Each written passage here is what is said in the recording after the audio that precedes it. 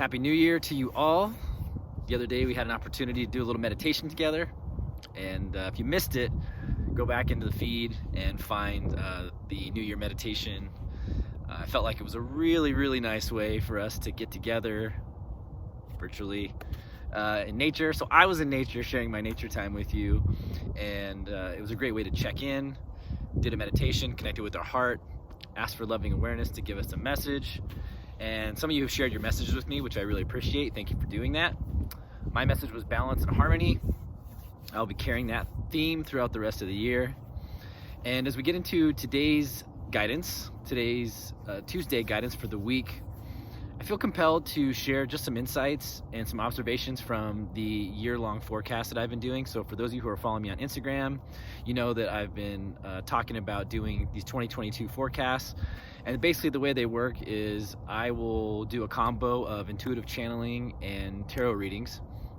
So basically I get into a meditation and I will ask for whatever message you most need to hear today for your highest good as it relates to heading into the new year. And then I start to intuitively get information about what's coming up for you, and maybe some opportunities that are ahead, maybe some challenges that we're facing, some things that need to be expressed, some energy that wants to move. That kind of stuff is what I get in the intuitive side of things. And then I apply what I get to a year overview. And so I pull a tarot card for each month of the year.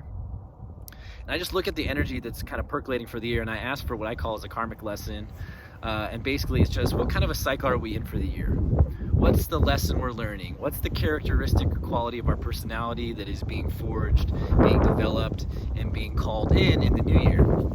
And I've done quite a few of these readings, and there's been a few themes that I noticed. So today, when I got into meditation and I asked, what could I share with the collective for our highest good? I feel called to share some of these observations that are popping up collectively. That's the fun part about reading from more people or doing this work for more than just myself. Obviously, when I tune in for myself, I'm getting my lessons and observations and energy that's stuck and stuff that wants to come up and be expressed. But when I get to do it for other people, you get this really interesting broad view of what's going on collectively, or at least the people that are attracted to the work that I'm doing and are asking for my guidance and assistance. So I want to talk about three things that any of you who are watching today should keep in mind for the new year. Just kind of keep it in the back of your mind, since it's such a collective thing that's been popping up.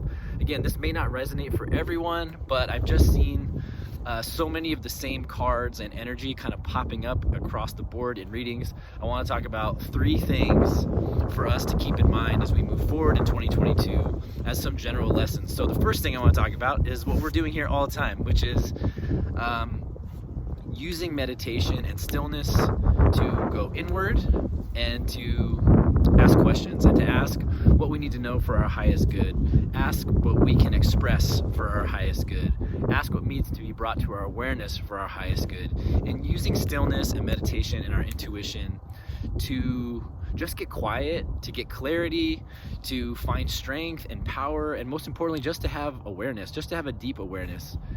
One of the things I think is most important about developing a meditation practice and getting involved or developing a practice like I like to share, where we get quiet and we ask ourselves, we ask God, we ask our guides, we ask loving awareness, what needs to be brought to our attention for our highest good, or what can we express for our highest good. The value and benefit of that is just self-awareness.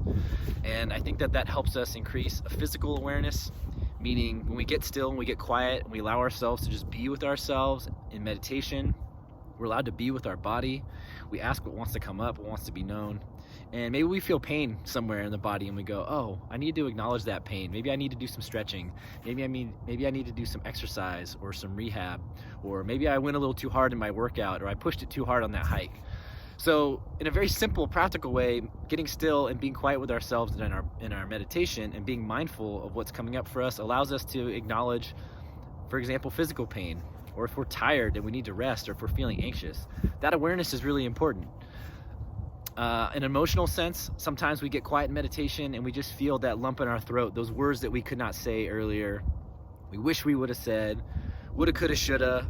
I didn't speak my truth. I didn't really tell that person how I was feeling in the moment. Or I accepted that job that I didn't really want. Or I took on that responsibility that really isn't mine. Or maybe that stuff that was said really hurt my feelings and I didn't talk about it. being with ourselves in meditation allows that kind of stuff to come to our awareness in sort of an emotional sense. We might feel stuff like that, like things that are unexpressed, like words, or if there's grief in our heart, or if we're feeling, again, maybe anxious or fearful. But also there's the good things too. Sometimes we get in meditation and we just realize, wow, that lunch I just had with that person was really nice. Or Ted Lasso's episode last night was hilarious. That made me feel joyful. And that's cool. That's okay to sit with those and to welcome those in too. We want to welcome in that kind of stuff. So one of the things I really like about meditation and being still and being mindful about what's coming up is it just allows us to be present and aware of what energy is in our field. Good, bad, or ugly, for better or worse. It allows things to come up and it allows us to increase our awareness, to increase our self-awareness. The other thing is it allows us to just be more intuitive. It allows us to get quiet enough, especially if we're grounding, we're doing sort of like energy protection, we're working with energy in that way, we're grounding to Mother Earth, we're welcoming in the divine light, love, and protection of divine heaven. And if we're doing that kind of work and we're cycling energy in that way, it allows us to clear out whatever's coming up and whatever's percolating. We can ground it out, get to energy neutral, get to a neutrality in our emotions, in our mind. And that allows for clarity to emerge, or creativity, allows ideas to emerge that maybe aren't present because we've been occupied with so many other things. So the first thing I want to just express to keep in mind as we head into the new year is look at using meditation and stillness and working with our own intuitive awareness as a means to greater self-awareness, whether it's physical, emotional, spiritual, intuitive, mental. Consider using that as a tool because it's coming through that stillness and allowing things to come to us, meaning intuitive inspirations, creative insights, spiritual insights. Allowing those things to come to us is an important dimension of the work that we're up to here in 2022. So get to it, get to meditating, get to grounding, get to cycling earth and spirit energy, merging and integrating those energies and becoming a living, breathing expression of divine loving wisdom and creative intelligence that you were meant to be.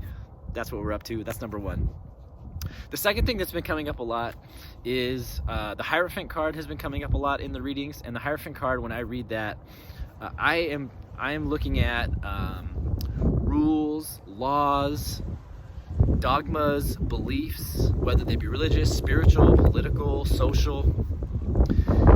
One of the things that's going to be coming up for us, I think, this year collectively is a reevaluation of our dogmas, our beliefs, our laws, and our rules.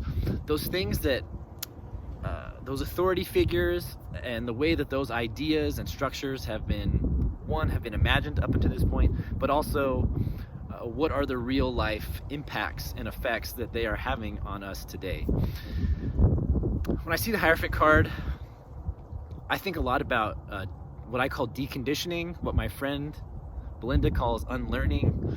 And when I see the Hierophant Card, I think it's a really good time to reevaluate our connection and our attachment to these ideas and beliefs, to these dogmas, to these beliefs, values, and just understanding what they are and where they come from.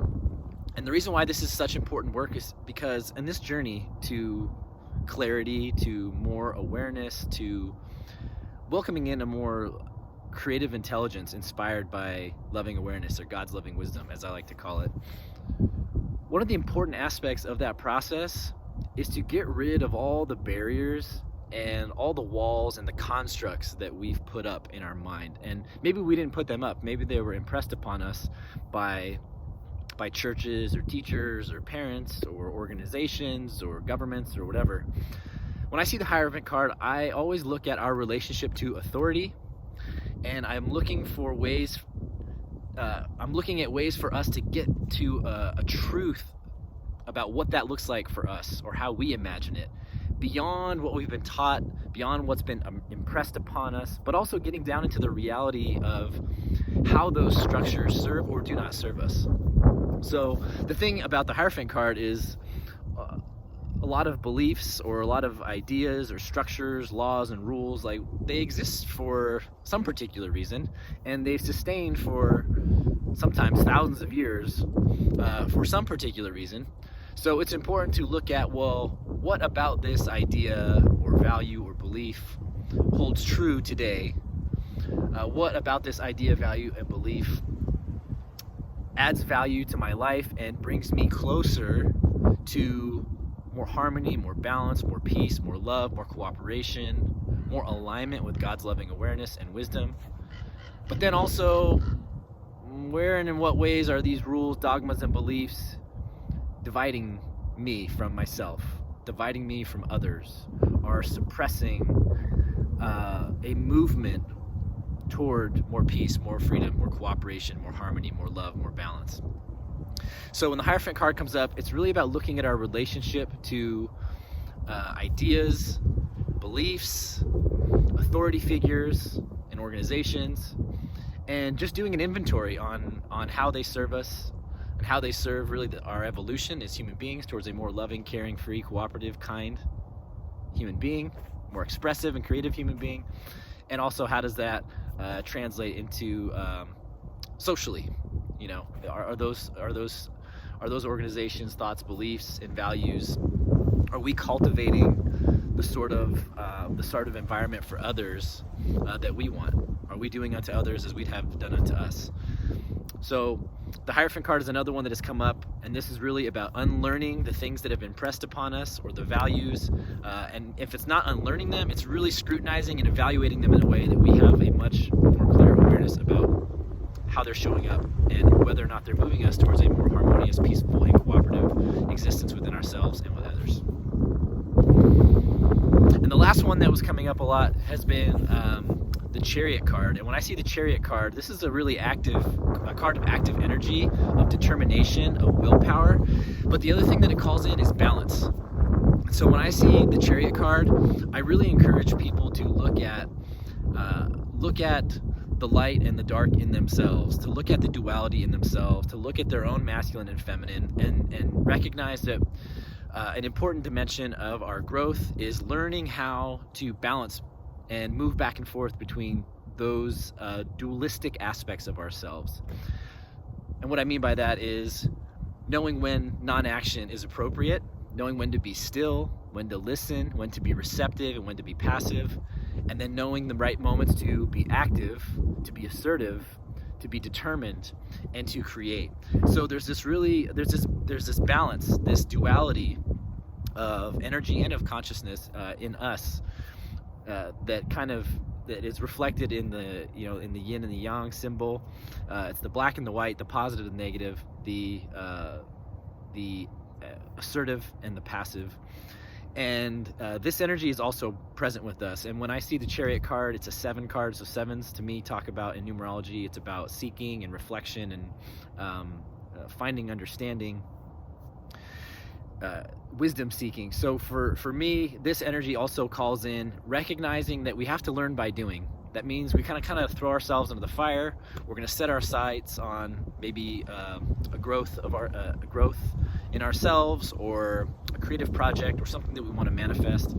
And we're going to throw ourselves into the fire and learn how to be still in moments and take non-action when it's appropriate, and then learn, when to get active and to go get what we want. It also is going to teach us when to be soft, when to be receptive, when to be gentle but firm, and also when we have to be a little bit more firm or a little bit more assertive.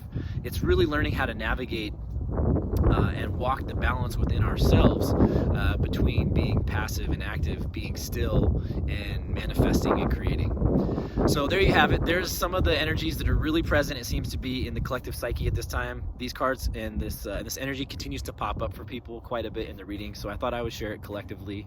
I hope this is helpful for you. Remember, the 3 things are being still and using meditation to increase self-awareness, sensitivity, and a connection to our intuition. Reevaluating our relationship to our dogmas, beliefs, ideals, and values, how they manifest in us and also socially. And the last thing is learning how to be more balanced in the way we approach life, more passive and active, masculine and feminine, integrating those things and learning how to bounce back and forth at will and as needed to be able to achieve what we're hoping to create in our expression. All right, folks, my 15 minutes is up. Thanks for being here. Have a great day. See ya.